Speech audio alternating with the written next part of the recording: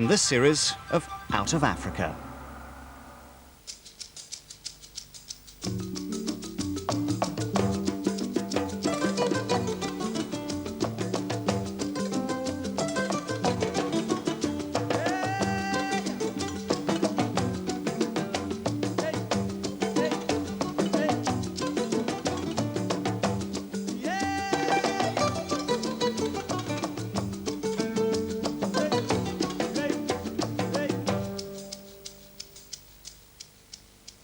More people are getting poorer in sub-Saharan Africa than anywhere else in the world.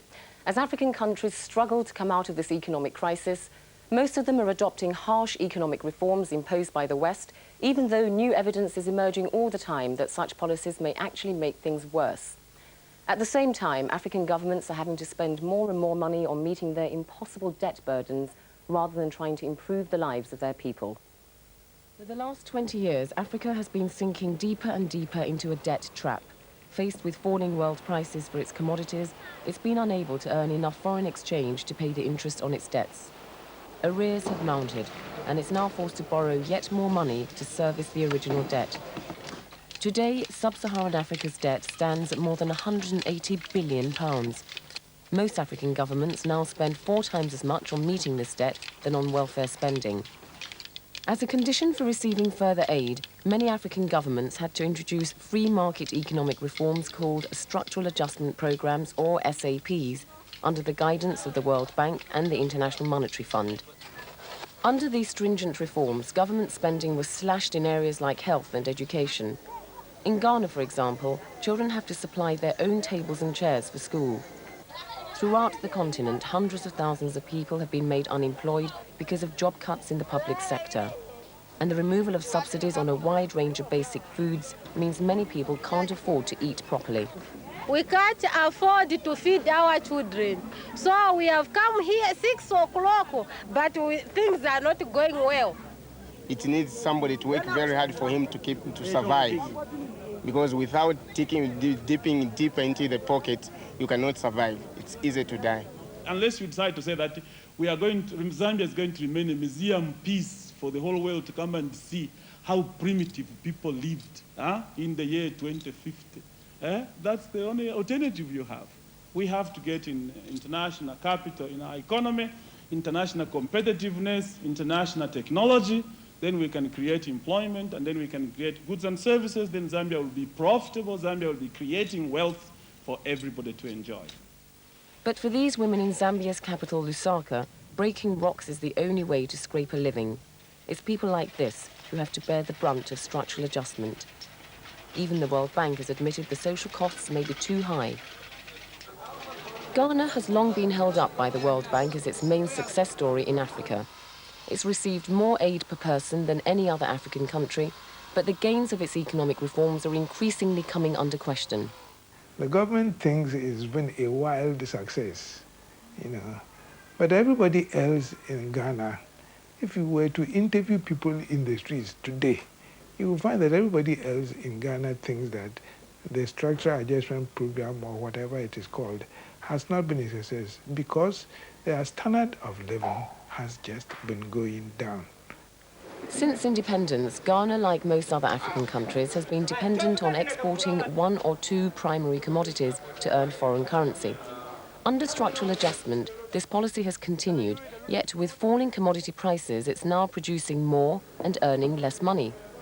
We've collected quite a bit of money, from some of our Western donor nations, the IMF, the World Bank, and carried out a massive rehabilitation of the cocoa industry, a rehabilitation of our mining industry. But the more we produce, somehow the less we get for it, and how we can readjust the structure of our economic relationship with the so-called Western or industrialized countries, quite frankly, something that eludes us all the time. So there's a way in which it makes us feel as if we're running faster in order to remain at the same spot. So that's why the real mistake was the World Bank, IMF, were encouraging this, giving people loans to produce more coffee, to produce more this cotton, overproduction, then low prices. That's what they should be criticized for, but not for controlling inflation, not for balancing budgets, and so on and so forth. Despite this policy, some countries have begun to diversify into other export crops. At this farm in Ghana, pineapples are being grown and exported to Europe. Ghana has also managed to attract interest from foreign investors in some of its more lucrative industries like gold mining. But Ghanaians have shied away from investing in their own country. If we are going to have a healthy, well-developed private enterprise system here, it must be one in which Ghanaian entrepreneurs, a Ghanaian indigenous entrepreneurial class, will be at the forefront of the development. That is what some of us are looking for. We're not looking for a private enterprise system that turns Ghana into a neo-colonial economy. Your industrialists very often invest in their own countries. The supposed industrialists here, who emerge here, don't find it attractive to invest in their own countries, don't find it attractive to save their money in their own countries. The World Bank estimates that 80% of the income that Africa generates leaves the continent as capital flight, usually ending up in Western bank accounts. Part of this is because of corruption. In Kenya, for example, opposition leaders claim members of the government have been siphoning money out of the country. There have also been allegations of corruption within the banking system. Under pressure from its foreign donors, the government recently shut down several so-called political banks after claims that senior politicians had used them to buy votes at election time. The government has ordered an inquiry into the banks, but a question mark remains over its commitment to wiping out corruption. These finance institutions and banks don't seem to have that patronage that they used to have, or apparently had in the past. So I think the government now seems committed to clearing the mess that I believe the government created. I don't know whether it is out of necessity or it is out of deliberate choice. But however committed African governments are to economic and political reform, what chance do they have of reversing the continent's decline without debt relief?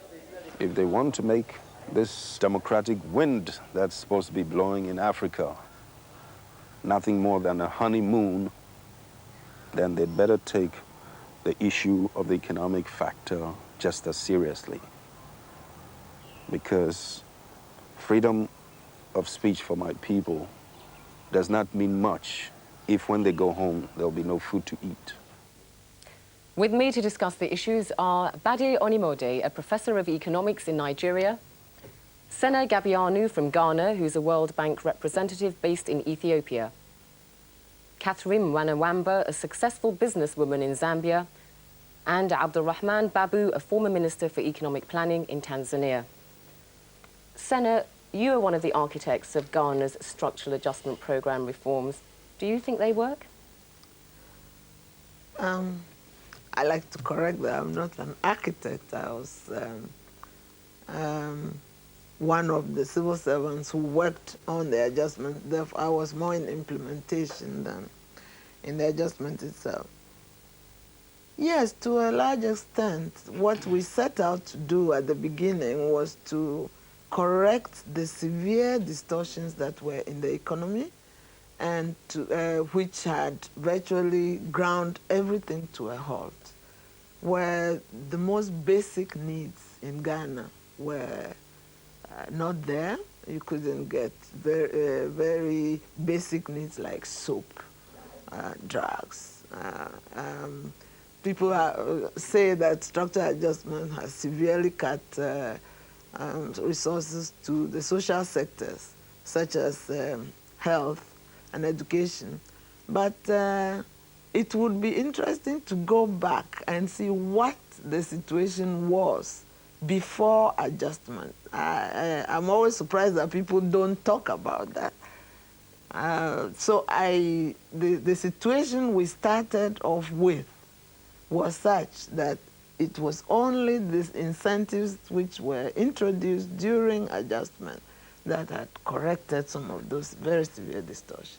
Badawi, Sena says that those economic reforms helped address people's basic needs. Do they?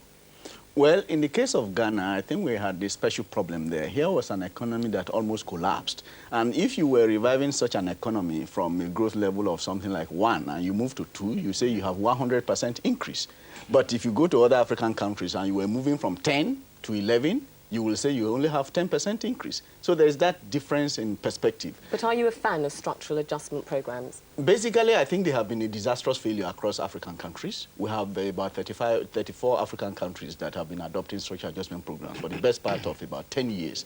And there is not one country that you can point to as a sustained success story.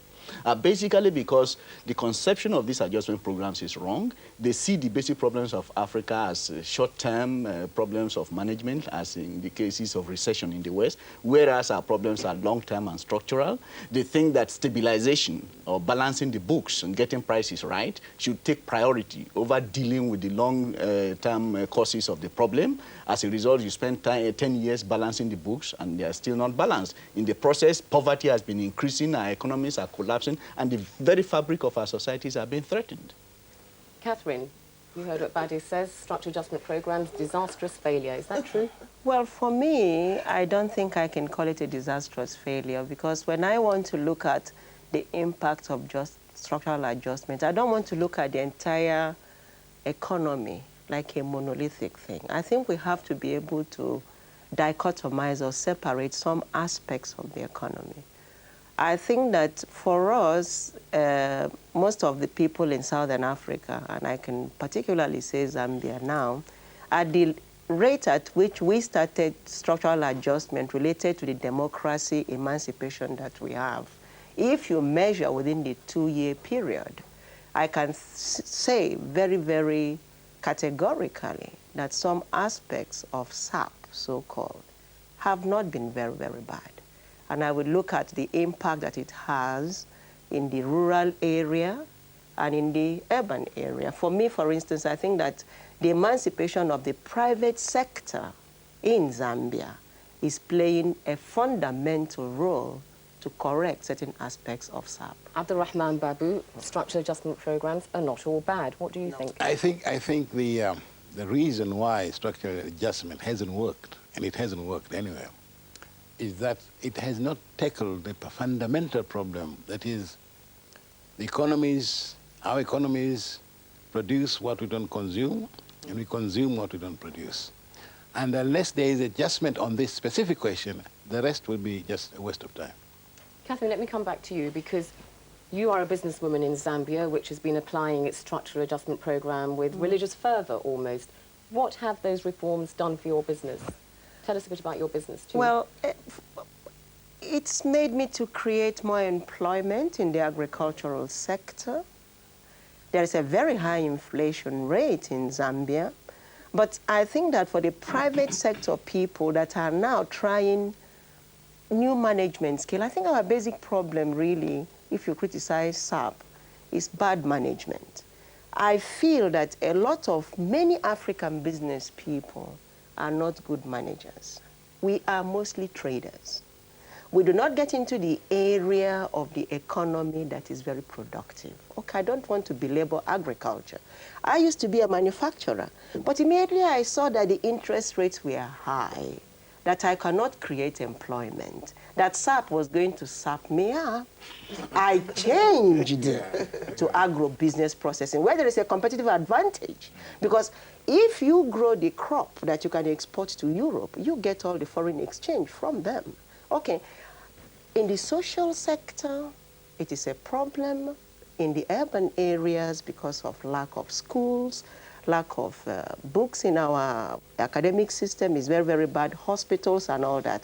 But I have a very, very strong feeling that if we do not have SAP now, what next? But Catherine, we saw in the film those women breaking rocks in Lusaka. Yes. What has structural adjustment program reforms done for them? I mean, the price of maize has gone up 1,000% in Zambia. You're a businesswoman. Yes. You've benefited. Yes. But what about the ordinary Zambian? Well, for instance, the price of maize this year, which has been liberalized in Zambia, has created a very significant impact that the farmers, for the first time, have negotiated for their crop. without government intervention. The women that break rocks on Lusaka streets, as we have seen, are mostly women who are helping their family income by doing that type of activity to help their families. At that level, if you look at the dichotomy and you go to the bottom, I don't think that you can say that SAP has helped them a lot.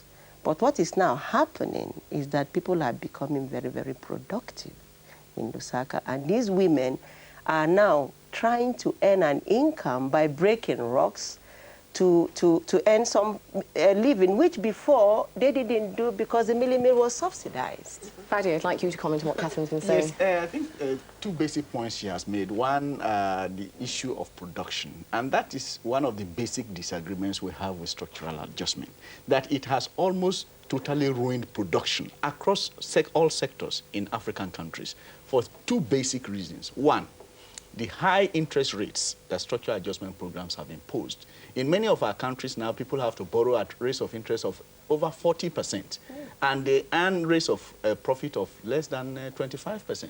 So under those conditions, people will just not produce. As she has said, she withdrew from manufacturing to go into agribusiness processing. In many other African countries, people have withdrawn totally from production and gone into trading. We call it the casino economy. Then there is also the question of the very low value of our national currencies, which means the massive, which arises from the massive devaluation of well over 900%, which has made imports excessively costly and raised production costs so high that even if people want to go into production, they end up not being able to make profits. You know, I sometimes want to know what people understand by this term structure adjustment. I think we are all understanding different things under the term. Because we started off in Ghana with an economic recovery program. At that point, you had to do something. And with you had structures that were no more working, and you had to do something about them. So maybe the term itself has a problem. Because I saw some of the production that is being talked about here. It may be the domestic industry has suffered. Now, the bank has been criticized a lot. The World Bank, you mean? The World Bank. And you're a representative of the World Bank. I used to work on the other side for 10 years with them. And where criticism was due, I did give my criticism. What I do see, however, is that it is not the World Bank in the end who has to save Africa. It's we who have to. The structural adjustment programs are nevertheless designed by the World Bank, and they are imposed largely on African governments, and African governments are told, implement these reforms or else. I decided I would want the African leaders once to come and tell us that this is the way this program was imposed, because every program that you do is negotiated. What happens in those negotiations? I understand negotiations as, you know, trying to get something from the other side and you on this side. But if you say that, I don't, one thing I would like African governments also to take a stand on. We are members of this institution by choice. Now, if we think that this institution cannot do us any good, I wonder why we are still there. Abdurrahman Babu, African governments have the choice to take up structural adjustment programs or not. Is that true? Because they have taken up, because a lot of African government, African leaders have developed a vested interest in the status quo. They don't want to change the status quo. The real thing, what we need is not structural adjustment, but we want structural change. Change in the structure of production and change in the structure of consumption. These are two basic factors which we have ignored completely, and therefore our economies are in a mess. And this has not started yesterday. Yeah. It started from day one of our independence. It was the World Bank who have encouraged this kind of restructuring the economies. Yeah, before you come in, I think there are two issues here. When you say that out of volition, African countries are members of the World Bank, yes, of course they are. But that doesn't deny the fact that the World Bank is a very undemocratic institution. It doesn't deny the fact that the Bretton Woods system that we inherited since 1944 is very unjust and unfavorable to African countries. And with the collapse of commodity trade from the 1970s, we have no choice but to go to these institutions to look for funding. And when you talk about structural adjustment programs being negotiated, of course it's negotiation between unequal partners. We have instructions coming from Washington to different African governments. You must reduce your exchange rates to social level. You must devalue by social percentage, or you will not get needed funding. Now, if that is what we're calling a negotiation, this is imposition. And I think we should be frank about that. Yes. Now, it is in that context that we see this whole system of structural adjustment being supervised by the IMF and the World Bank as a political program for the recolonization of our countries. And we resist that. These are very strong words. Well, I mean, it's so strong. Yeah, it's so as strong. if, you see, you make us look like we as Africans are only victims. We are never able to say anything for ourselves. Is our voice completely... Not completely. Africa is seriously marginalized at this point in history. But we allow ourselves to be marginalized in a way. There is the leadership. You mentioned something now. Our leaders, leadership in our African countries has not been what we all would like to see. We agree on that. And there are, I like to see sometimes, we are talking about negotiations. If there are very good economists or good negotiators on the other side, of not on the right political side, but are from the country, would a government want to use them? Is this possible? We're coming close to a commercial break, Zeinab, so I want to bring this to the people who really matter, and that is the ordinary African person. Yes. Ghana has bent over backwards in the last 10 years implementing its structural adjustment reforms, yet we saw in the film that the majority, it would seem, of Ghanaian people have not benefited. In fact, arguably, things have become worse. What have structural adjustment reforms done for Ghana? When you say things have gone worse, now when Jerry Rawlings came to power, one of the first statements he made was that the hospitals had become death traps. That was before adjustment. I mean, the situation, we cannot think that with all the crises that we've gone through and deterioration, that within the period of adjustment we are talking about, with all the population increases that we are dealing with, that everything today would be full pockets for everybody. No. We're coming to a commercial break. In summary, I was talking to one Ghanaian the other day, and he told me, the Ghanaian economy is all right, but the people are not all right. And it's always been like that. Yeah. There we must take a commercial break, I'm afraid. When we come back, we'll be asking if the only hope for Africa's economic recovery lies in the cancellation of its debt by Western banks and donors.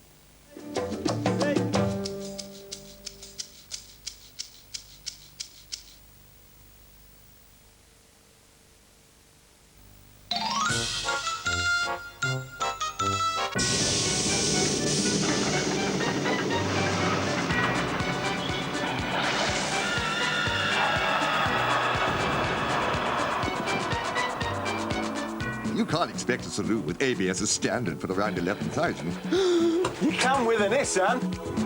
The Series 2 Primera with ABS anti-lock brakes as standard.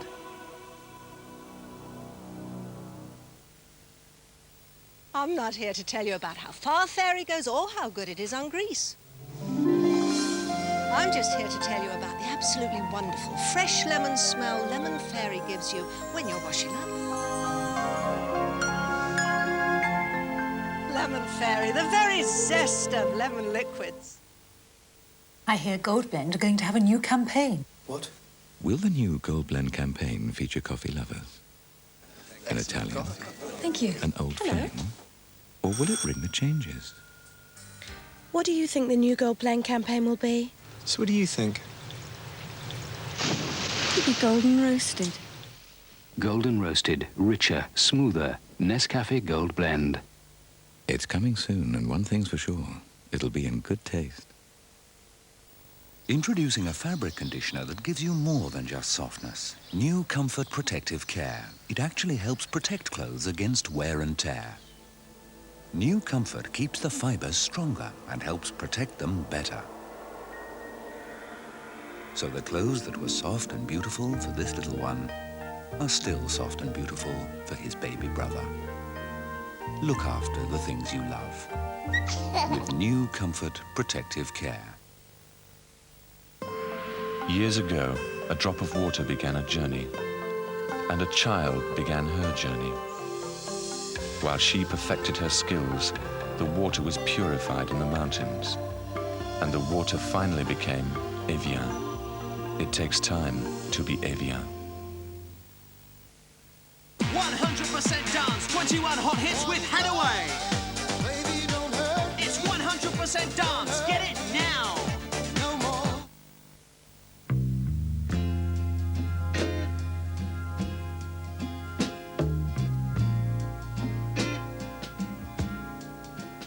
Soft, smooth, luxurious, sensation of pure cream.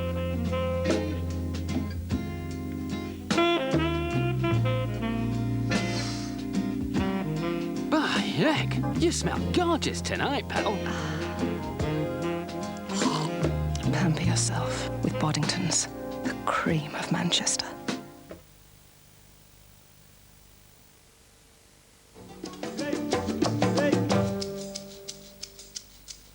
As more and more doubt is being thrown on the wisdom of free market economic reform in Africa, is there an alternative path for the continent's development?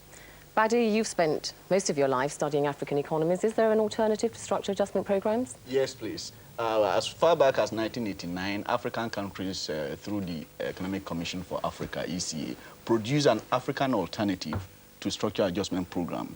This alternative suggests that the IMF and the World Bank should assist African countries rather than supplanting their initiatives. That's the basic starting point. That African countries have their own thinking on how to bring about recovery. And that basically this requires looking at our problems as a long-term structural problem. And in order to deal with them, that we should start looking at new directions for policy, for mobilizing resources, for creating democratic participation among African people, for strengthening the productive base, and that some of the existing policy measures in SAP should change. For example, that instead of import liberalization, African countries should be allowed to adopt selective import restriction, that the present high interest rates should be lowered so that investors can borrow more cheaply in order to create jobs, that privatization should not become a doctrinaire and dogmatic policy of selling all public enterprises, whether they are successful or not, and that it should be done more selectively, and that the whole question of open-door policy and reliance on market forces should be approached on a more pragmatic basis. What adverse effects do these free market reforms have in your view? Well, basically, they cause more distortion in our countries. Because when you say market reforms, you are assuming that the markets on the ground are so-called competitive markets. But with the rigidities and imperfections, monopolies and so on that you have in our countries, if you leave everything to the market, what you have will be, for example, you create increasing inequalities, you create increasing regional diversities, you create bottlenecks in the allocation of resources, and so on. And so we say, yes, where the markets can work, we allow them to work. Where they cannot work, governments should intervene. So are you saying people like Senna who work in the World Bank, you don't want them around in Africa? What we're saying is that the World Bank should give us a break. They have been supplanting the initiative of African countries. We want them to return to their proper mandate of supporting rather than supplanting the initiative of our countries. Is the World Bank going to give them a break? Oh, I will just a few weeks ago, on the 20th of May this year, Mr. Jacobs, who is the Vice President for Africa at the World Bank, gave a speech at the African American Institute in Washington, where he's saying Africa should do what it wants in this adjustment. I would recommend that you read that speech.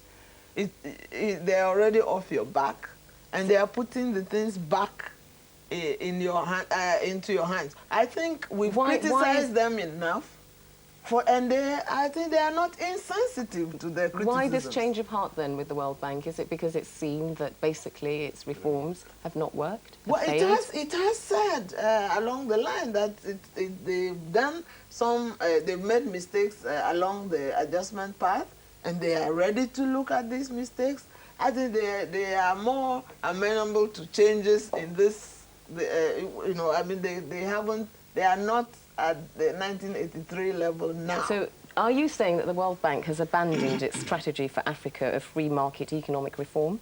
No, I don't think so. I think the supportive role that he's talking about is what the bank is saying now. That Are you comforted by what Sen has just said? We do not believe it until we see that statement being implemented, because as far back as 1989, when the World Bank produced its new blueprint for Africa called the Long-Term Perspective Study, yes, it claimed that there was emerging consensus between Africa and the Bretton Woods institutions to look at adjustment policies differently. That was the rhetoric. Yeah. The reality is that it has not changed the adjustment programs on the ground. I'd like to develop the discussion a little bit further in a slightly different area and ask you, Abdurrahman Babu, what sort of economic development can Africa hope for without relief on its huge debt burden? As we heard earlier on, Africa, sub-Saharan Africa owes something like 180 billion pounds. That's right. That's right. The crisis is that we are an unusual economy. We are overwhelmingly dependent on foreign trade and very little in our in trade, because we haven't developed the home market. The real economy anywhere in the world, foreign trade only supplements the internal market. The base is internal market, and this we have completely ignored. And so majority of our production is entirely coffee, tea, all of it is for export, but nothing for internal consumption. And I think this is the real crux of the problem. And unless we change that, we will always be in this problem. Because now, World Bank, IMF, we are totally dependent on them precisely because our economies are so externally biased. And so unless we think, you see, the rest of the world are not too much concerned about the World Bank and IMF. They use them for their need, to supplement what they're doing internally. So you're saying... But we use it as a savior to our internal economy, which is, I think it's very bad. Are you saying that African economies are largely geared towards servicing their huge debt in their production patterns? That's right, that's right. For instance, when Ethiopia was starving, they used to come to export coffee happily, and even meat, so because they had to pay to get money, foreign exchange, in order to service their debt. So you want to see debt relief in Africa? I want, this is odious debt. The debt has not been dishonestly contracted. It's an odious debt, and it should never be paid. Catherine, would you like to see African debt written off like Abdurrahman Babu? I think a proportion of it should be written off because, like he said, it has been badly contracted. But I think that Africans shouldn't be spared of paying what they have owed. We should pay a proportion of it. But I think that in a lot of African countries, there are bilateral agreements that have made with many European countries where the debt is being written off in a bilateral way. But the debt burden is a very big burden, actually. For me, it's worse of an issue than structural adjustment. Can Africa develop with this debt burden? I don't think so, because the pressure is very strong on, first of all, servicing debt. We use a proportion, like in our own situation, we use a very large proportion of the money that we earn to service debt, and very, very little is channeled to production. So as far as the debt burden is concerned, I think it's a worse problem than the blueprint of structural adjustment. Every African child born today carries a debt burden of $750. In a per capita economy of $200 per capita. Yes. Actually, there's an analogy between a patient that has been pronounced to be anemic, and yet the doctor is insisting that that patient should donate blood. This is what is happening in Africa. Yes. And when you talked about our debt must be repaid, I think we should put the debt burden in Africa in its historical perspective. Yes. On net, we insist that Africa is not a debt to the world economy. On net, because of reparations payment owed to Africa for slavery, for 100 years of colonization, and for post-colonial domination by the West, Africa is demanding reparations payment from the West. But it's not going to happen, is it, Badawi? We are going to demand it. But is it going to happen? It's a moral obligation that the West owes Africa, and we have put it on the table. And so when these people are talking about their foreign debt, from now on it will be their foreign debt against the reparations payment that they owe to us. That African academicians have about external problems. And I mean, I have seen a lot of African countries blame colonialism for most part of their own lack of economic management. We are now seeing a new factor. The new variable now is the World Bank. I do not like the historical reconstruction of blaming others for your problem. So if I let that sentence rest, what I will say is that some of the comments that you made about developing alternatives to the existing structural adjustment program is some of the points that you made there is very, very important. When you talk about the fact we can't have a wholesale, we must have some restriction on imports. Let's stick with the question of debt. I'd like to bring you in, Zeinab. The World Bank, the IMF, they have the power to write off Africa's debt overnight. Why don't they? I don't think this is the way we should deal with that. There are instruments now. I mean, we've been talking long about that now. There are some instruments that have been working. There are Toronto terms. They started 85. They've been talking about all this. They meet in Paris to discuss that. Ethiopia just announced that they have been able to restructure their debt with the international community. They have 50% of, if they take all their total, the 50% has been written off completely, and 50% so restructured that it is not, no more. I mean, this is Ethiopia, if Ethiopia can do it. But at the recent summit of the leading 7 industrialized nations, they endorsed their international debt strategy and have not written off the debt in the way that African countries are demanding. Why is that? The debt is so small, it only matters to Africa. It wouldn't make the slightest bit of difference to the international economic system. If they just wrote off all the debt. Yes, why don't they do that? But why should they? Well, I mean, there are some social adjustment programs. Are you worried it would make African countries uncredit-worthy, as it were, if that were to happen? I asked someone in the plane, I was sitting next to an African who came from Swaziland, and I said, what do you think about complete write-off of debt? And he didn't even know why I was asking him. He said, you know, if you asked me for 200 pounds and I give it to you and you don't repay, and you ask the next person, he gives it to you, you don't repay, after some time people will say that woman, when she asks you money, don't give. I'd like to very briefly... I mean, this was just someone... We're coming to a commercial break, so very briefly, Badi. Yes. Could you comment on that? The IMF and the World Bank are very strategic to Africa's debt problem. Between 1984 and 1990, for example, Africa made a net outpayment of over $6 billion to those institutions, and yet they claim to be helping Africa's debt problem. There, we must leave this part of the discussion because we must take another break. When we come back, we'll be looking at the growing calls for Africa to turn its back on the world market and rely on fellow Africans as trading partners.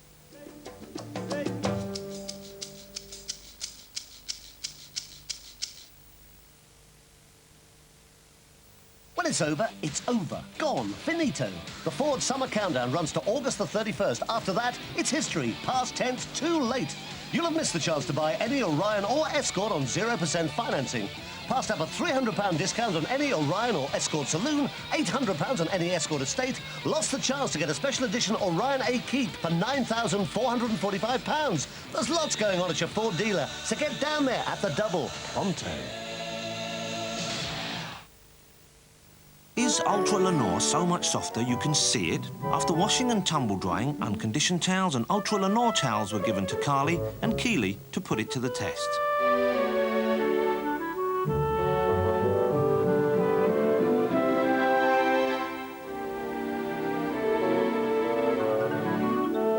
Well, no doubt about that.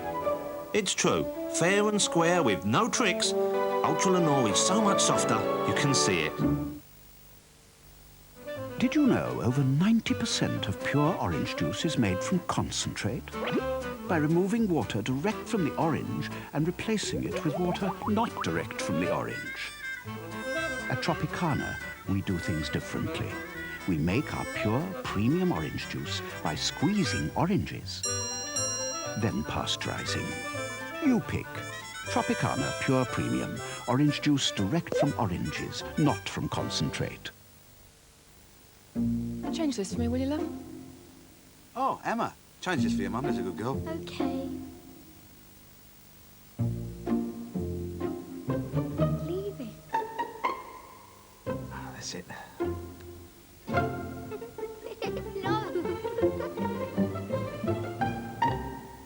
Oh. Thank you very much. What? Soft and strong and long and Rex. Emma.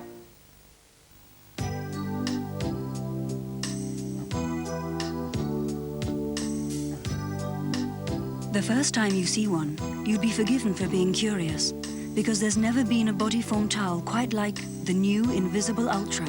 It's specially shaped, has a dry top layer to keep you feeling fresh, and is cleverly compressed to give you big towel protection in a very discreet towel.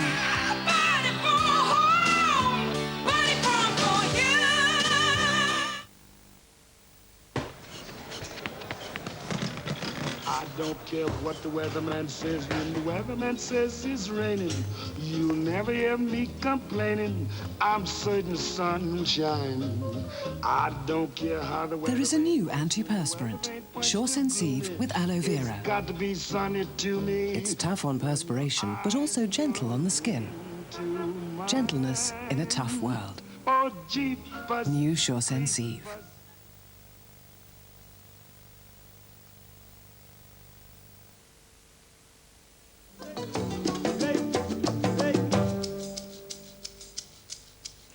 With an international system that's loaded against them, many African countries are beginning to accept they'll never get a fair deal on the world market and that they'd be better off trading with one another.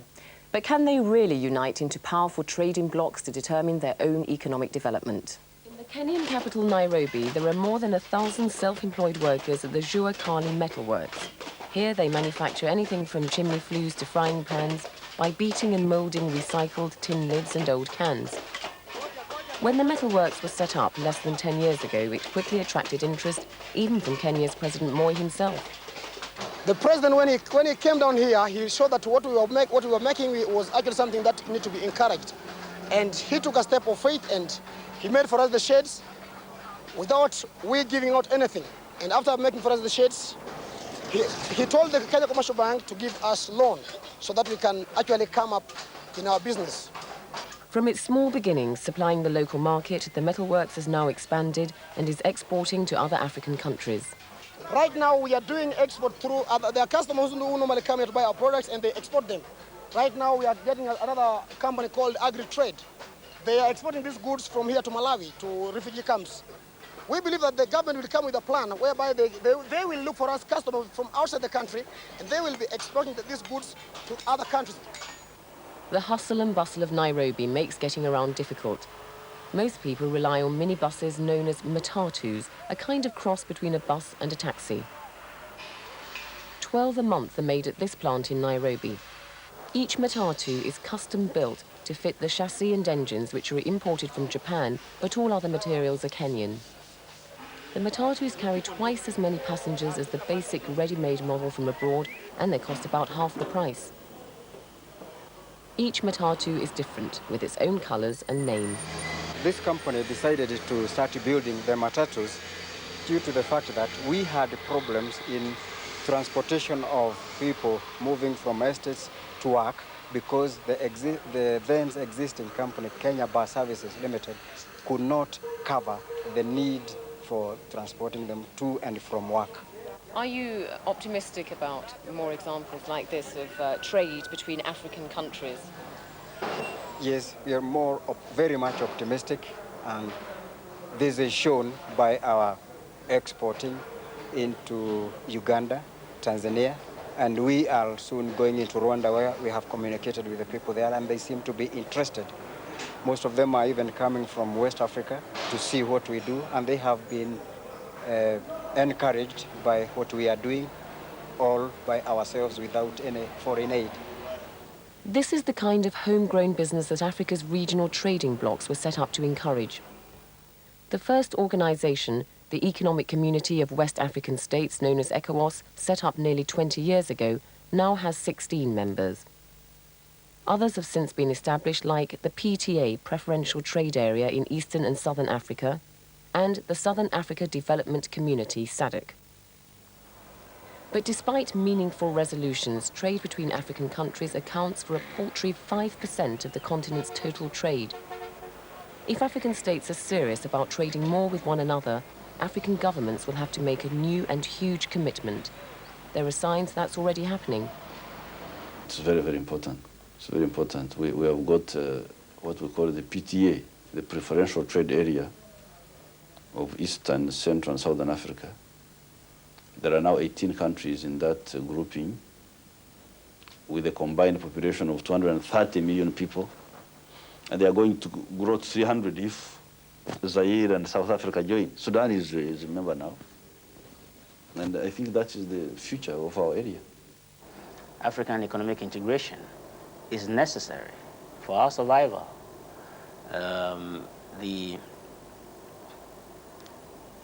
The terms of trade that we have with the developed countries are really very much against us.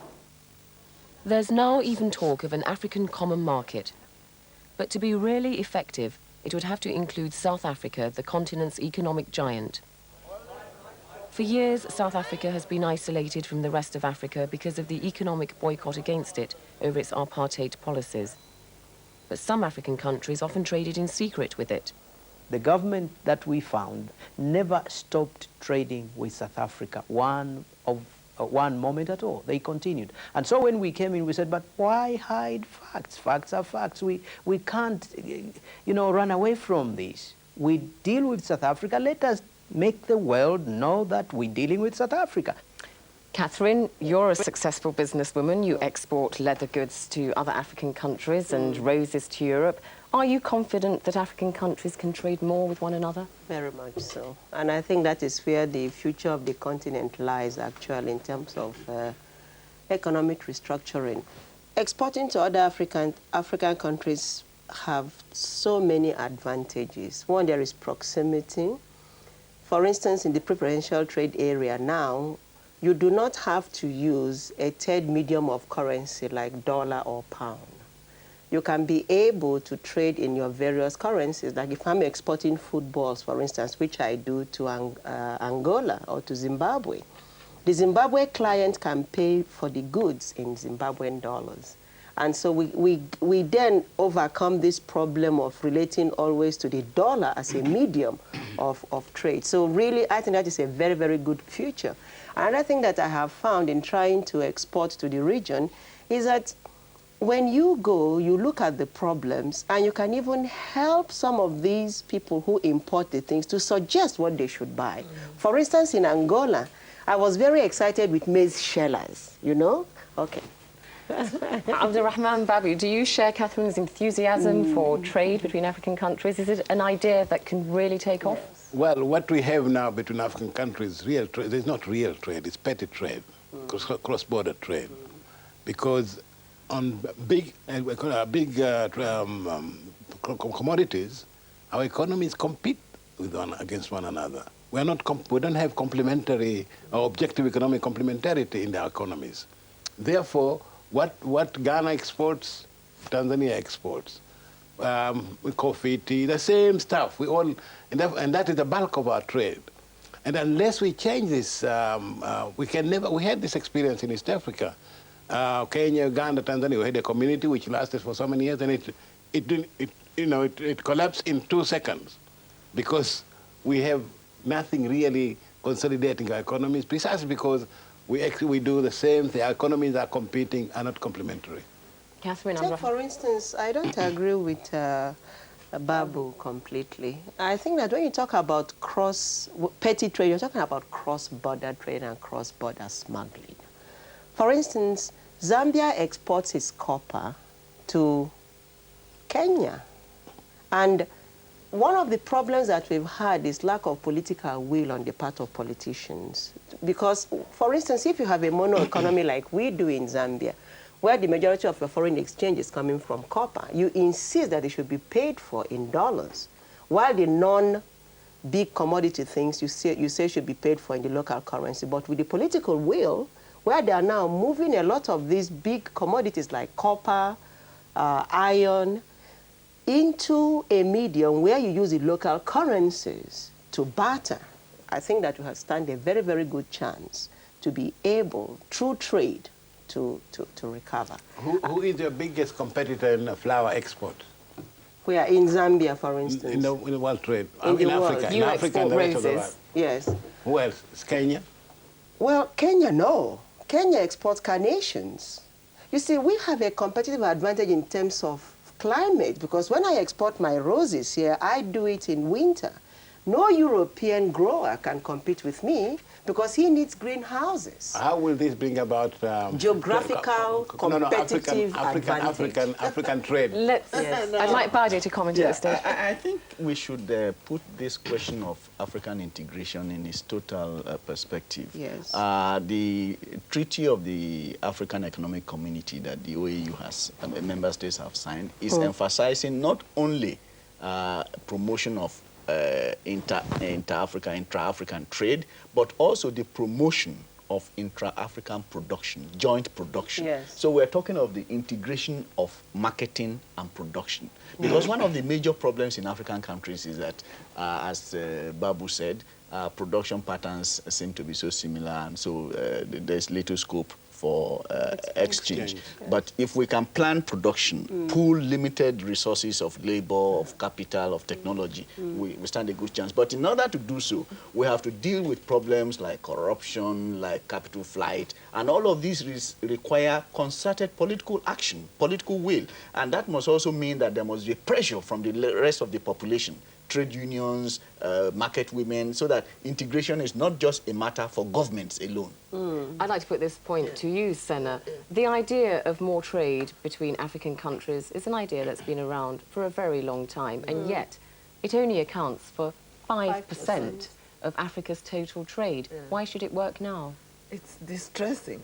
And I think we are all, each African you speak to knows that the way forward is integration.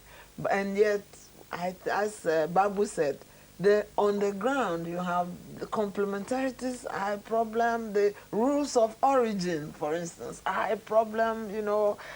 We have lots of things that are not working, and some, if I can express my, just that little wee bit of concern, that we've signed this treaty. It was signed in 1991. Which treaty are you talking about? The African Economic Community. A signed sort of in common Abuja. market. Yes. 1991. Up till today, 1993, and after Cairo, they haven't had enough African governments to do anything. Ratify. They need 35 African countries to ratify. Now they have 31. You ask yourself, why are they not doing it? Is it a legal problem? Well, why aren't they, Sarah? What's your guess? I cannot speak for them. I can only say that the average African looks at OAU. This is originating from OAU, and they see OAU as a resolution machine. It comes out with resolutions and then nothing happens. Could part of the problem be that the World Bank, for which you work, is not particularly enthusiastic about seeing more trade between African countries? Is that part of the problem? Oh, I don't think so. I don't think the World Bank would say this. I think they would, they probably haven't come to financing integration yet. Maybe they should do more about that. But what they've been doing is making each one strong enough so that they can deal with each other. Abdulrahman Babu, you wanted to comment on what Senna was saying? Well, the actual problem, again, is back to the point that our economies are not complementary. Yes. And unless we change, and we cannot be complementary unless, first of all, our own economies, each one of us, are properly integrated internally. Yes. Our economies are not integrated internally. Is it also a question of tastes? No, nothing to do with taste, because we have the same taste like anybody else. You see African who have the opportunity to come to Europe, they buy all sorts of things here because they have the same taste like... They don't have a preference for imports from outside Africa? They don't because they don't have enough funding to But by the way, all this is part of the problems that led to adjustment in many of the... We have more problems than just what we see on the surface as adjustment. You know, but you've been a former minister of economic planning in Tanzania. One of the things that I find very distressing about a lot of African governments, the majority, is that they do not have the actors. They go to discuss about these economic things, economic policies for integration. You never find private sector people in there. That's right. There's and we are the players. And they don't inform And you don't inform me, and then you go Tanzania. Yes, in Tanzania we had the National Development Corporation, which took, which government, bankers, and private entrepreneurs were all involved. But people must be involved. Yes. That's the point. Very briefly, because we are coming to the end of the program. And I think this is why increasingly now in Africa we say that the question of integration must also become part of the political program of the continent. It's essential. So that it is then taken as part of the problems of popular participation and democratization, so that you have chambers of commerce, trade unions, women organizations taking part in the dialogue on integration. We are coming very quickly to the end of the program. I want to very briefly ask each of you in turn, do you feel, let's start with you, Abdurrahman Babu, that sub-Saharan Africa is forever destined to be the poorest part of the world? How do you view its future, very briefly? Africa is destined to be the richest continent in the world, but unless we get our economic act together and change our structures, we'll remain as we are. Africa has the resource base to transform effectively. In order to do this, the political climate in terms of democratic popular participation has to be put in place, and we are very sure that by the grace of God, Africa will make it. Senna, just very briefly. Very briefly. I think there is hope for Africa, but we should get out of this doom and gloom and get to work. And the leadership problem in Africa should be part of the agenda. Catherine, you are an optimist, is that right? Too much. I have nowhere else to go. My job is to create employment, and definitely I have a very, very bright future. I have a very bright future for Africa. We must leave it there. I'm going to cast my lot with the optimists, I think. We've reached the end of the programme. Ladies, gentlemen, thank you very much. That's also the end of this series. We hope you've enjoyed watching Out of Africa. From all of us on the programme, goodbye.